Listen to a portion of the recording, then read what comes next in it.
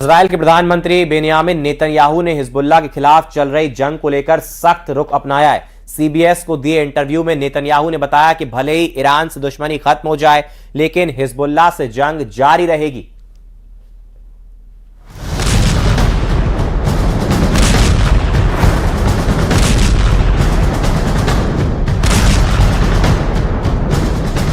Lebanon की सरजमी पर बारूदी बारिश।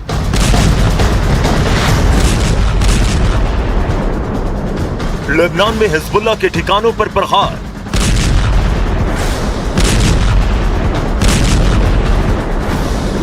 लेबनान में हिजबुल्लाह के ठिकानों पर इजरायली डिफेंस फोर्स के इन हमलों ने यह साफ कर दिया कि सीज फायर केवल कागजों तक सीमित है।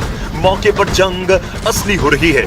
उसका सबूत हमले की ये हैरान कर देने वाली तस्वीरें हैं।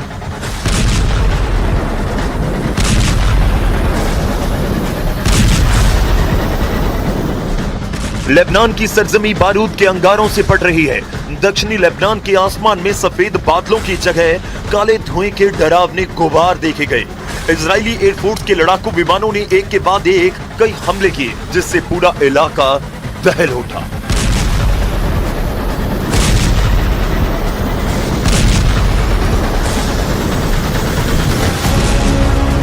इजरायली सेना के हमलों में हिजबुल्लाह के इंफ्रास्ट्रक्चर और उसके रणनीतिक ठिकाने हैं, और इसी ऑपरेशन के तहत इजरायली सेना सटीक हमलों को अंजाम देकर हिजबुल्लाह की गाड़ियों और उसकी सैन्य चौकियों को मलबे में तब्दील कर रही है। इजराइल ने लेबनान में तबाही का वो मंजर दिखाया जिसकी गूंज पूरी दुनिया में सुनाई दे रही है। आईडीएफ के मुताबिक पिछले 48 घंटों में 10 से ज्यादा हिजबुल्लाह के लड़ाके ढेर कर दिए गए और 60 से ज्यादा महत्वपूर्ण ठिकानों को जमींदोज कर दिया गया। इजराइल के रडार पर अब हिजबुल्लाह का हर वो कोना है जहां से पलटवार हो रहे हैं।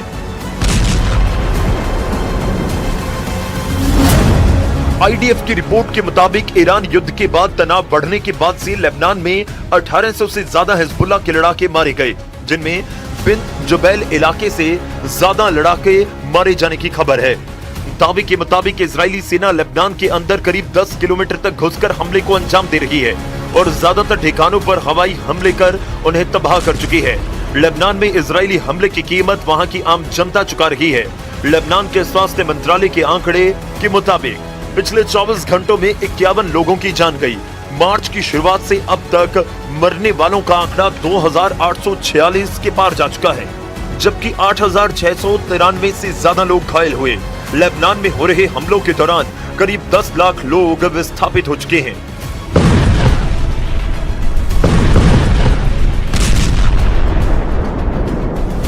यानी 16 अप्रैल को हुए अमेरिकी मध्यस्थता वाले सीज फायर का कहीं नामो निशान नहीं। एक तरफ इजराइल के भीषण प्रहार हैं, तो दूसरी तरफ हिजबुल्लाह का दावा है कि वो अब भी मजबूती से खड़ा है। लेकिन इन दावों के बीच हकीकत यह है कि लेबनान में चारों तरफ तबाही का मंजर दिखने लगा है।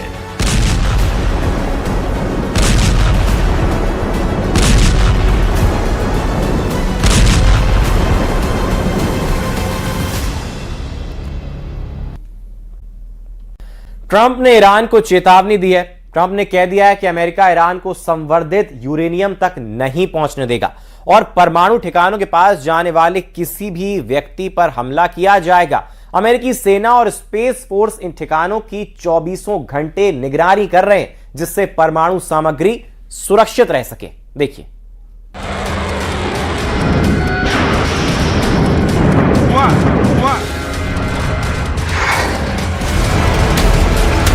सोशल मीडिया पर की गई ट्रंप की इस पोस्ट ने तहलका मचा दिया, क्योंकि ये पोस्ट करके ट्रंप ने एक तरह से ईरान पर बड़े हमले का इशारा कर दिया। क्योंकि ट्रंप ने अपनी पोस्ट में खुलकर लिख दिया कि उन्हें सीज फायर के लिए रखी गई ईरान की शर्तें पसंद नहीं आई। ईरान के सरकारी मीडिया के मुताबिक ईरान ने पाकिस्तान के जरिए अमेरिका को अपना नया प्रस्ताव भेजा।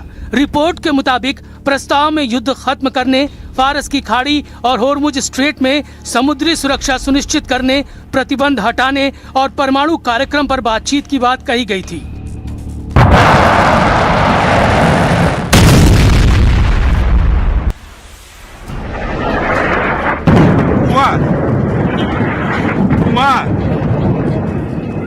लेकिन ट्रंप को यह प्रस्ताव पसंद नहीं आया, क्योंकि अमेरिका ने इस हफ्ते ईरान को 14 पॉइंट वाला प्रस्ताव भेजा था, जिसके तहत ईरान को कम से कम 12 साल तक यूरेनियम संवर्धन रोकना होगा और अपने पास मौजूद करीब 440 किलो 60% एनरिच्ड यूरेनियम अमेरिका को सौंपना होगा। इसके बदले अमेरिका प्रतिबंधों में ढील देगा, ईरान की फ्रीज की गई अरबों डॉलर की संपत्तियां छोड़ेगा, साथ ही ईरानी बंदरगाहों पर लगी नौसैनिक नाकेबंदी हटाएगा। लेकिन खबर यह है कि ईरान अपने परमाणु कार्यक्रम और हाईली एनरिच्ड यूरेनियम पर पूरी तरह समझौता करने को तैयार नहीं, और इसी बात पर ट्रंप का टेम्पर हाई हो गया। Well, we'll get that at some point with whatever we want. We have it surveilled. I did a thing called Space Force, and they are watching that if somebody walked in, they can tell you his name, his address, the number of his badge. यानी माहौल full tension वाला है। हालांकि America और Iran दोनों में किसी ने भी सीज फायर खत्म करने का औपचारिक ऐलान नहीं किया, लेकिन जिस तरह से बयान आ रहे हैं उससे तो ऐसा ही लग रहा है कि अमेरिका, इजराइल और ईरान के बीच सीज फायर ज्यादा दिन नहीं टिकेगी।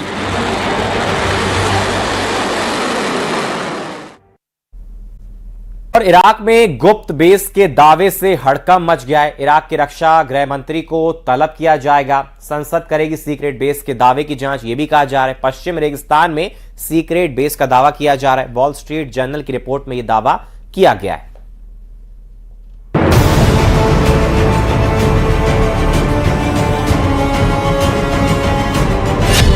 इराक में नेतन्याहू का सीक्रेट अड्डा,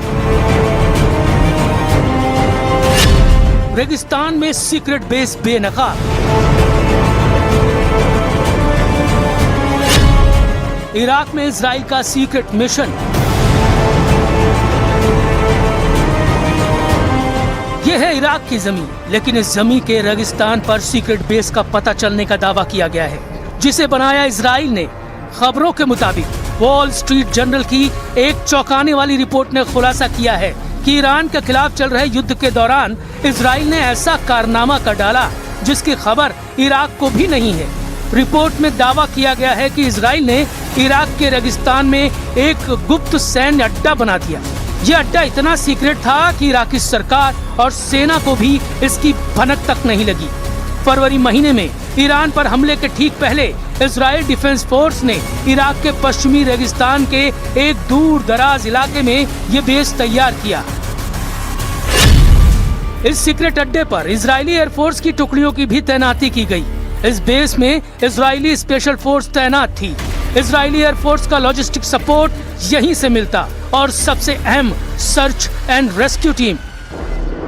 मतलब अगर कोई इजरायली लड़ाकू विमान ईरान पर हमले के दौरान मार गिराया जाता तो पायलट को यहीं से बचाया जाता। ईरान के नुखैब रेगिस्तान में यह सीक्रेट बेस बताया जा रहा है, जो सऊदी अरब की सीमा से महज 100 किलोमीटर दूर है। रिपोर्ट में दावा किया गया है कि 4 मार्च को एक चरवाहे ने इलाके में कुछ आर्मी एक्टिविटी देखी। और पुतिन ने ज़ेलेंस्की से मुलाकात के संकेत दिए हैं। उन्होंने कहा कि यूक्रेन युद्ध खत्म होने की कगार पर है। इस बीच यूक्रेन ने रूस पर दूसरा बड़ा ड्रोन अटैक कर दिया है। दावा किया जा रहा है कि रूस ने 300 से ज्यादा ड्रोन हमले किए हैं। रूस का दावा है कि यूक्रेन ने 9000 से ज्यादा बार सीज फायर तोड़ा है।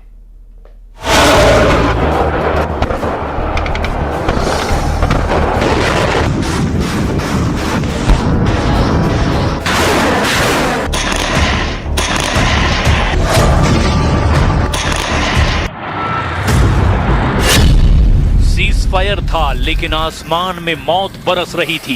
पुतिन शांति की बात कर रहे थे, लेकिन यूक्रेन पर ड्रोन की सबसे बड़ी बारिश हो रही थी।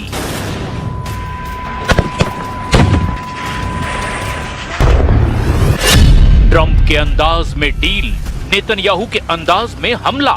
क्या पुतिन अब सिर्फ युद्ध नहीं, हाइब्रिड वॉर लड़ रहे हैं? क्या ज़ेलेंस्की को मनोवैज्ञानिक दबाव मिलाकर सरेंडर करवाने का गेम शुरू हो चुका है? क्या कीव अब अगला गाजा बनने जा रहा है?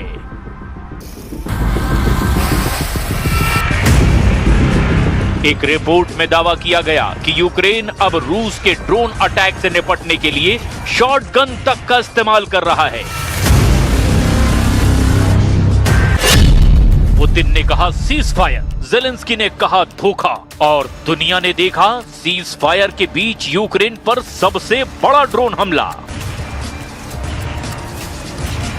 रिपोर्ट में दावा किया गया कि रूस ने दर्जनों नहीं सैकड़ों ड्रोन और मिसाइलें यूक्रेन के कई इलाकों में दाग दी है।